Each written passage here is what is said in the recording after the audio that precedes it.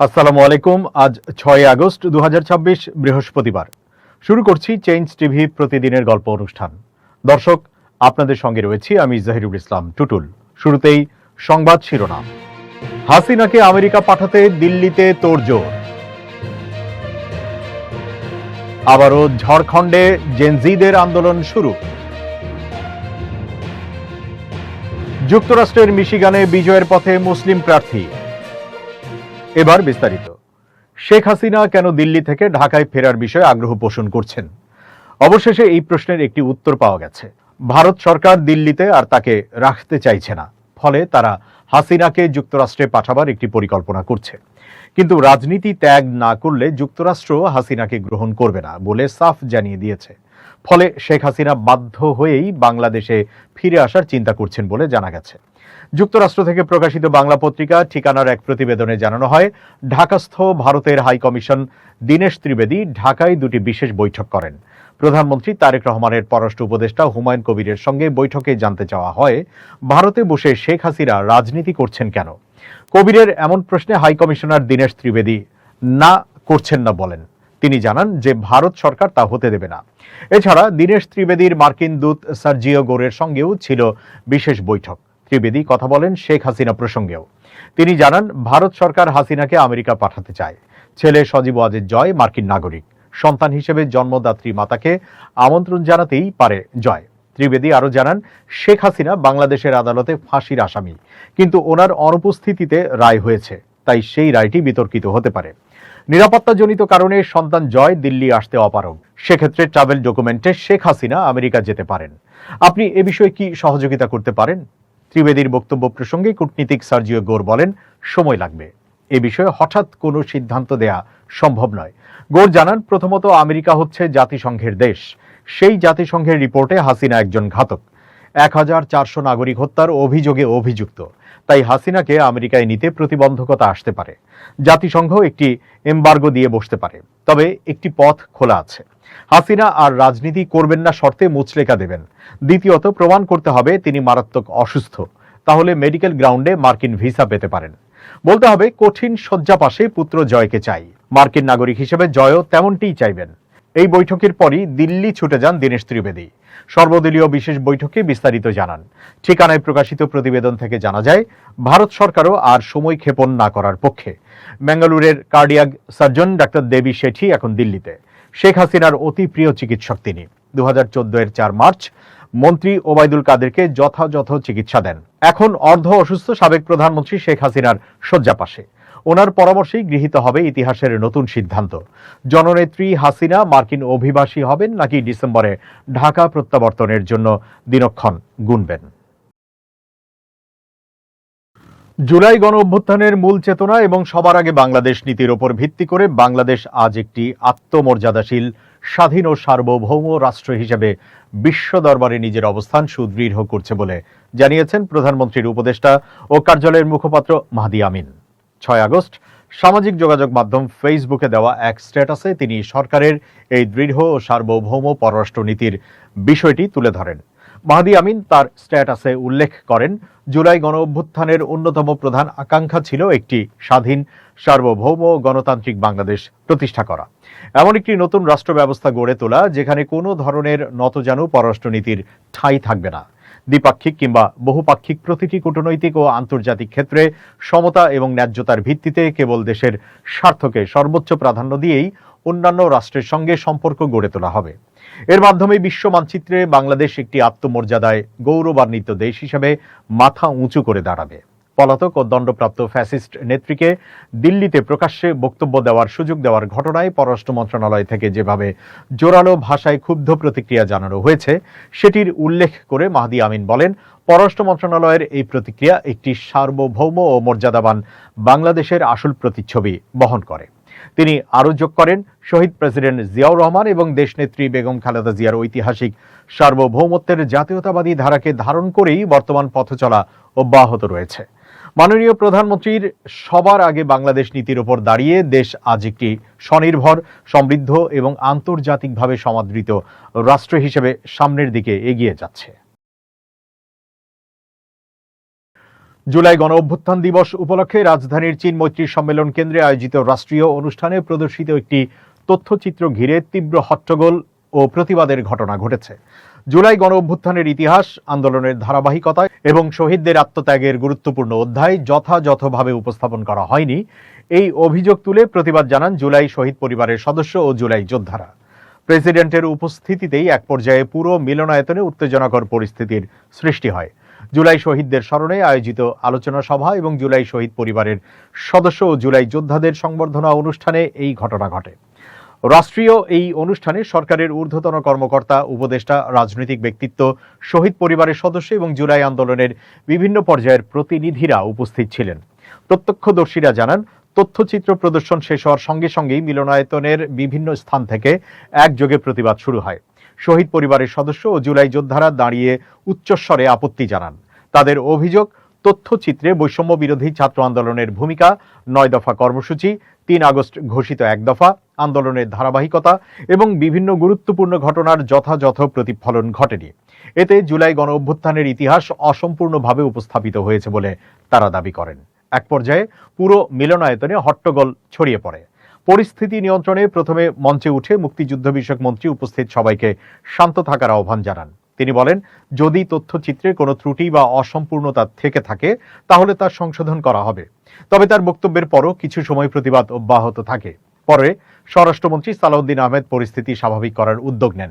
তিনি জাতীয় নাগরিক পার্টির নেতা এবং জুলাই আন্দোলনের অন্যতম সমন্বয়ক আখতার হোসেনকে বক্তব্য দেওয়ার আমন্ত্রণ জানান। আখতার হোসেন বক্তব্যে জুলাই যোদ্ধা ও শহীদ পরিবারের সদস্যদের শান্ত থাকার আহ্বান জানিয়ে বলেন, আন্দোলনের ইতিহাস সঠিকভাবে সংরক্ষণ করা সবার দায়িত্ব। তিনি অভিযোগগুলো গুরুত্বের সঙ্গে বিবেচনার আশ্বাস দেন এবং সংশ্লিষ্টদের সঙ্গে আলোচনা করে প্রয়োজনীয় সংশোধনের উদ্যোগ নেওয়া হবে বলে জানান। তার বক্তব্যের পর পরিস্থিতি ধীরে ধীরে স্বাভাবিক হতে শুরু করে। এরপর আবার মঞ্চে এসে মুক্তিযুদ্ধ বিষয়ক মন্ত্রী তথ্যচিত্রে থাকা অসম্পূর্ণতার জন্য আনুষ্ঠানিকভাবে দুঃখ প্রকাশ করেন এবং উপস্থিত সবার কাছে ক্ষমা চান। তিনি জানান, শহীদ পরিবার, জুলাই যোদ্ধা, গবেষক ও সংশ্লিষ্ট প্রতিনিধিদের সমন্বয়ে একটি প্রতিনিধি দলের সঙ্গে বসে তথ্যচিত্রটি পুনরায় পর্যালোচনা করা হবে। তাদের মতামতের ভিত্তিতে জুলাই গণ অভ্যুত্থানের সব গুরুত্বপূর্ণ ঘটনা, আন্দোলনের ধারাবাহিকতা, শহীদদের আত্মত্যাগ এবং সংশ্লিষ্ট সবার অবদান যথাযথভাবে অন্তর্ভুক্ত করে তথ্যচিত্রটি সংশোধন করা হবে। মন্ত্রীর এই ঘোষণার পর প্রতিবাদকারীরা শান্ত হন এবং অনুষ্ঠানের পরিবেশ স্বাভাবিক হয়ে আসে। পরে নির্ধারিত আলোচনা সভা, সংবর্ধনা ও অন্যান্য কর্মসূচি পরিকল্পনা অনুযায়ী সম্পন্ন হয়। তবে অনুষ্ঠানের শেষ পর্বে বক্তব্য দিতে গিয়ে এনসিপি নেতা আখতার হোসেন আবারও বলেন, জুলাই গণ অভ্যুত্থানের ইতিহাস কোনোভাবেই খণ্ডিত বা অসম্পূর্ণভাবে উপস্থাপন করা উচিত নয়। তিনি বলেন, ইতিহাসের প্রতিটি গুরুত্বপূর্ণ অধ্যায়, শহীদদের আত্মত্যাগ এবং আন্দোলনে অংশ নেওয়া সব পক্ষের অবদান সমান গুরুত্বের সঙ্গে তুলে ধরা প্রয়োজন। বক্তব্য শেষে প্রেসিডেন্টের অনুমতি নিয়ে তিনি দলীয় নেতাকর্মীদের সঙ্গে মিলনায়তন ত্যাগ করেন। এদিকে ঘটনার কয়েক ঘন্টা পর রাতে মুক্তিযুদ্ধ বিষয়ক মন্ত্রণালয় এক বিবৃতিতে তথ্যচিত্রে অনিচ্ছাকৃত ত্রুটির জন্য আনুষ্ঠানিকভাবে দুঃখ প্রকাশ করে। একই সঙ্গে জানানো হয়, সংশ্লিষ্ট বিশেষজ্ঞ, গবেষক, আন্দোলনের প্রতিনিধি এবং শহীদ পরিবারের সদস্যদের মতামতের ভিত্তিতে তথ্যচিত্রটি সংশোধন করে শিগগিরই নতুন সংস্করণ জনসম্মুখে প্রকাশ করা হবে। এবার পড়শির খবর। পরীক্ষায় অনিয়মের অভিযোগে ভারতের ঝাড়খণ্ডে হাজারো শিক্ষার্থী ও চাকরি প্রার্থীর লাগাতার অনশন কর্মসূচি অব্যাহত রয়েছে। দিল্লিতে ককরোচ জনতা পার্টি সিজেপি এর আন্দোলন স্থগিত হওয়ার পর গত 29 জুলাই থেকে রাঁচির জয়পাল সিং মুন্ডা স্টেডিয়ামে এই কর্মসূচি চলছে। খবর হিন্দুস্তান টাইমসের। আন্দোলনকারীদের অভিযোগ, 14তম জেপিএসসি সিভিল সার্ভিসের পরীক্ষায় ব্যাপক অনিয়ম হয়েছে। 4 আগস্ট আরও 5 জন শিক্ষার্থী আমরণ অনশনে যোগ দেওয়ায় আন্দোলন নতুন গতি পায়। সম্প্রতি সিজেপির প্রতিষ্ঠাতা অভিজিৎ দীপকে আন্দোলনকারী শিক্ষার্থীদের প্রতি প্রকাশ্যে সংহতি জানালে বিষয়টি দেশ জুড়ে আরও আলোচনায় আসে। আন্দোলনকে কেন্দ্র করে বিভিন্ন ছাত্র সামাজিক সংগঠনও কর্মসূচি ঘোষণা করেছে। 7 আগস্ট সর্বভারতীয় ছাত্র সমিতি এবং অন্যান্য সামাজিক সংগঠনের যৌথ প্রতিবাদ। 10 আগস্ট কোনো রাজনৈতিক দলের প্রভাব বা হস্তক্ষেপ ছাড়া সাধারণ ও স্বতন্ত্র শিক্ষার্থীদের আয়োজনে প্রতিবাদ মিছিল। দিল্লির যন্তর মন্তরে নিট প্রশ্ন ফাঁসকারী আন্দোলনের নেতৃত্ব দেওয়া সিজেপি এখন ঝাড়খণ্ডের আন্দোলনকারীদের পাশে দাঁড়িয়েছে। সিজেপি প্রধান অভিজিৎ দীপকে জানান, তিনি ভিডিও কলে আন্দোলনকারী ছাত্র নেতাদের সঙ্গে কথা বলেছেন। সামাজিক যোগাযোগ মাধ্যমে দেওয়া এক পোস্টে তিনি লেখেন, জেপিএসসি এবং জেএসসি নিয়োগ পরীক্ষায় অনিয়মের বিরুদ্ধে আন্দোলনরত ঝাড়খণ্ডের শিক্ষার্থীদের সঙ্গে কথা বলেছি। সিজেপি ঝাড়খণ্ডের সকল শিক্ষার্থীর পাশে আছে এবং তাদের যৌক্তিক দাবির প্রতি পূর্ণ সমর্থন জানাচ্ছে। আন্দোলনটি ইতোমধ্যে দেশ জুড়ে সমর্থন পাচ্ছে। বিভিন্ন শহর থেকে সাধারণ মানুষ অনলাইন ডেলিভারি অ্যাপের মাধ্যমে আন্দোলনস্থলে অবস্থানরত শিক্ষার্থীদের জন্য খাবার ও প্রয়োজনীয় সামগ্রী পাঠাচ্ছেন। এছাড়া অল ইন্ডিয়া স্টুডেন্টস অ্যাসোসিয়েশনের ঝাড়খণ্ড শাখা আলবার্ট এক্কা চকে বিভিন্ন সরকারি নিয়োগ পরীক্ষার প্রশ্ন ফাঁসের প্রতিবাদে বিক্ষোভ করেছে। এদিকে শিক্ষার্থীদের আন্দোলন নিয়ে প্রথমবারের মতো প্রকাশ্যে মন্তব্য করেছেন ঝাড়খণ্ডের মুখ্যমন্ত্রী হেমন্ত সোরেন। 4 আগস্ট তিনি বলেন, জেপিএসসি নিয়োগ সংক্রান্ত অভিযোগে ঝাড়খণ্ড পুলিশের অপরাধ তদন্ত বিভাগ সিআইডি এবং বিশেষ তদন্ত দল এসআইটি এর প্রতিবেদনের জন্য সরকার অপেক্ষা করছে। প্রথমবারের মতো আন্দোলন নিয়ে মন্তব্য করতে গিয়ে মুখ্যমন্ত্রী বলেন, সরকার সঠিক সময় সঠিক পদক্ষেপ নেবে। আমি আমার সিদ্ধান্ত আগেভাগে জাহির করতে পারি না, তবে সবাই জানে আমি যে দায়িত্ব নিই না কেন তা শেষ করি। এসআইটি দিনরাত কাজ করছে, আমরা তদন্ত প্রতিবেদনের জন্য অপেক্ষা করছি। রিপোর্ট হাতে পাওয়ার সঙ্গে সঙ্গেই প্রয়োজনীয় ব্যবস্থা নেওয়া হবে এবং সংশ্লিষ্ট সিদ্ধান্ত শিক্ষার্থী ও রাজ্যবাসীকে জানিয়ে দেওয়া হবে। আন্দোলনরত শিক্ষার্থীদের সঙ্গে সরকার আলোচনায় বসবে কিনা এমন প্রশ্নের জবাবে তিনি বলেন, শিক্ষার্থীদের স্বার্থে যা প্রয়োজন সরকার তা করবে এবং সাংবিধানিক প্রক্রিয়ার মধ্যেই তাদের সব ধরনের সহযোগিতা নিশ্চিত করা হবে। এবার জানাচ্ছি মধ্যপ্রাচ্য প্রসঙ্গ। হরমুজ প্রণালীকে কেন্দ্র করে ইরান ও ওমানের মধ্যে চলমান আলোচনায় ইতিবাচক অগ্রগতির ইঙ্গিত মিলতেই আন্তর্জাতিক বাজারে পরিশোধিত জ্বালানি তেলের দাম কমেছে। একই সঙ্গে যুক্তরাষ্ট্র ও ইরানের মধ্যে সম্ভাব্য সমঝোতার আশায় মধ্যপ্রাচ্যের ভূ রাজনৈতিক উত্তেজনা প্রশমিত হতে পারে এমন প্রত্যাশায় বিনিয়োগকারীদের মধ্যে স্বস্তি ফিরে এসেছে। এর প্রভাবেই বৃহস্পতিবার তেলের বাজারে নিম্নমুখী প্রবণতা দেখা যায়। ব্রিটিশ বার্তা সংস্থা রয়টার্স জানিয়েছে, গ্রিনিচ মান সময় রাত 12:24 পর্যন্ত লেনদেনে ব্রেন্ট ক্রুড প্রতি ব্যারেলে 37 সেন্ট বা প্রায় 0.5% কমে 79.08 ডলারে নেমে আসে। একই সময় যুক্তরাষ্ট্রের ওয়েস্ট টেক্সাস ইন্টারমিডিয়েট অপরিশোধিত তেলের দাম 53 সেন্ট বা প্রায় 0.7% কমে প্রতি ব্যারেল 74.69 ডলারে লেনদেন হয়।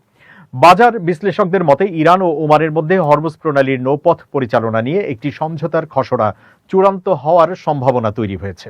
এই সমঝোতা বাস্তবায়িত হলে উপসাগরে জাহাজ চলাচল স্বাভাবিক হতে পারে এবং দীর্ঘদিনের সরবরাহ সংকটের আশঙ্কাও কমবে। তবে আলোচনার অগ্রগতি নিয়ে আশাবাদ থাকলেও এখনো বেশ কিছু গুরুত্বপূর্ণ বিষয়ে মতপার্থক্য রয়েছে। বিশেষ করে প্রণালীতে জাহাজ চলাচলের নিয়ন্ত্রণ, পণ্যবাহী জাহাজের প্রবেশ ও প্রস্থান পদ্ধতি এবং সম্ভাব্য ফি নির্ধারণের বিষয়গুলো নিয়ে আলোচনা অব্যাহত রয়েছে। তাই চূড়ান্ত সমঝোতা না হওয়া পর্যন্ত বাজারে অনিশ্চয়তা পুরোপুরি কাটেনি। এদিকে যুক্তরাষ্ট্রের জ্বালানি তথ্য প্রশাসনের সর্বশেষ তথ্য অনুযায়ী দেশটির বাণিজ্যিক অপরিশোধিত তেলের মজুত প্রত্যাশার বিপরীতে 25 লাখ ব্যারেল বেড়েছে। সরবরাহ বৃদ্ধির এই তথ্য আন্তর্জাতিক বাজারে তেলের দামের উপর নিম্নমুখী চাপ সৃষ্টি করেছে। যুক্তরাষ্ট্রের খবর। যুক্তরাষ্ট্রের মিশিগান অঙ্গরাজ্যের ডেমোক্রেটিক পার্টির সিনেট প্রাথমিক নির্বাচনে জয়ের পথে রয়েছেন বাম ঘেঁষা রাজনীতিক আব্দুল এল সাইয়েদ। সিবিএস নিউজের পূর্বাভাস অনুযায়ী তিনি 4 বারের কংগ্রেস সদস্য এবং মধ্যপন্থী প্রার্থী হ্যালি স্টিভেন্সকে পরাজিত করেছেন। আনুষ্ঠানিক ফল নিশ্চিত হলে আগামী নভেম্বরে অনুষ্ঠেয় মধ্যবর্তী নির্বাচনে রিপাবলিকান প্রার্থী ও সাবেক কংগ্রেস সদস্য মাইক রজার্সের মুখোমুখি হবেন এল সাইয়েদ। মিশরীয় অভিবাসী পরিবারের সন্তান আব্দুল এল সাইয়েদ নির্বাচিত হলে যুক্তরাষ্ট্রের ইতিহাসে প্রথম মুসলিম সিনেটর হবেন। প্রচারাভিযানে আব্দুল এল সাইয়েদ সবার জন্য স্বাস্থ্যসেবা, অভিবাসন ও শুল্ক প্রয়োগকারী সংস্থা বিরূপ করা এবং ইসরায়েলকে যুক্তরাষ্ট্রের নিঃশর্ত সামরিক সহায়তা বন্ধ করার পক্ষে অবস্থান নেন। প্রাথমিক নির্বাচনের ফল ঘোষণার পর তিনি বলেন, রাজনীতি থেকে অর্থের প্রভাব কমিয়ে মানুষের হাতে অর্থ পৌঁছে দেওয়া এবং সবার জন্য স্বাস্থ্যসেবা নিশ্চিত করার আন্দোলন আরও এগিয়ে নেওয়া হবে। 41 বছর বয়সী এল সাইয়েদ জানান, যারা তাকে ভোট দিয়েছেন বা দেননি, এমনকি 2024 সালের নির্বাচনে কমলা হ্যারিস বা ডোনাল্ড ট্রাম্প যাকেই ভোট দিয়ে থাকুন না কেন, তিনি সবার প্রতিনিধি হিসেবে কাজ করবেন। এদিকে পরাজয় মেনে নিয়ে হ্যালি স্টিভেন্স এল সাইয়েদকে অভিনন্দন জানিয়েছেন। তিনি বলেন, একজন চিকিৎসক, জনস্বাস্থ্য কর্মকর্তা ও রোডস স্কলার হিসেবে এল সাইয়েদের অভিজ্ঞতা রয়েছে এবং সাধারণ নির্বাচনে তিনি তার প্রতি সমর্থন জানাবেন। এল সাইয়েদকে সমর্থন দিয়েছেন সিনেটর বার্নি স্যান্ডার্স ও কংগ্রেস সদস্য আলেকজান্দ্রিয়া ওকাসিও। কর্টেজের মতো প্রগতিশীল নেতারা। অন্যদিকে স্টিভেন্স সমর্থন পেয়েছিলেন মিশিগানের গভর্নর গ্রেচেন হুইটমার ও বিদায়ী সিনেটর গ্যারি পিটার্সের। দুই প্রার্থীর মধ্যে সবচেয়ে বড় মতপার্থক্য ছিল ইসরায়েল ইস্যুতে। এল সাইয়েদ মধ্যপ্রাচ্য যুক্তরাষ্ট্রের সম্পৃক্ততা ও ইসরায়েলকে সামরিক সহায়তা বিরোধিতা করলেও স্টিভেন্স নিঃশর্ত সহায়তা অব্যাহত রাখার পক্ষে ছিলেন। এবার খুব জরুরি 1 মিনিট জানাচ্ছেন ইউনেস্কো ক্লাব জার্নালিজম অ্যাওয়ার্ড বিজয়ী আমিরুল মোমিনিন মালিক। খুব জরুরি 1 মিনিটে প্রত্যেককে আমন্ত্রণ। 100 অর্থাৎ 100 এই নাম্বারটি যদি মনে রাখেন তাহলে আপনার সুবিধা হবে। অনেক সময় আমরা মোবাইল সেবা গ্রহণ করতে গিয়ে বিপত্তির মধ্যে পড়ি। প্রত্যেকেই আমরা মোবাইল ব্যবহার করি। ধরুন আমি গ্রামীণ ফোন, বাংলা লিংক এসব ব্যবহার করছি। এই অপারেটরগুলো ব্যবহার করার ক্ষেত্রে যদি কোনো বিপত্তিতে পড়ি তাহলে সংশ্লিষ্ট অপারেটরের কল সেন্টারে আমরা যোগাযোগ করি। অনেক সময় কল সেন্টারে যোগাযোগ করেও আমরা প্রতিকার পাই না। তখন কি করবেন? বাংলাদেশ টেলিযোগাযোগ নিয়ন্ত্রণ কমিশনের মানে বিটিআরসির 100 এই নম্বরে ফোন করে অভিযোগ জানালে প্রতিকার পেতে পারেন। প্রিয় বন্ধুরা, আপনাদের যোগাযোগ নির্বিঘ্ন হোক এই প্রত্যাশায় থাকলো। ভালো থাকবেন সবাই। শুভেচ্ছা নিরন্তর। দর্শক, শেষ করছি চেঞ্জ টিভির প্রতিদিনের গল্প অনুষ্ঠান। changetv.press বাংলাদেশের ইউটিউব জার্নালিজমের অগ্রদূত। ভিজিট করুন এর ওয়েবসাইট www.changetv.press, youtube.com/changetvpress এবং সাবস্ক্রাইব করুন চ্যানেলটি। নিয়মিত লাইক, কমেন্ট ও শেয়ার করে আপডেট রাখুন নিজেকে। ভালো থাকুন, নিরাপদে থাকুন। শুভেচ্ছা নিরন্তর। changetv.press, এক ফোঁটা হলুদও নেই।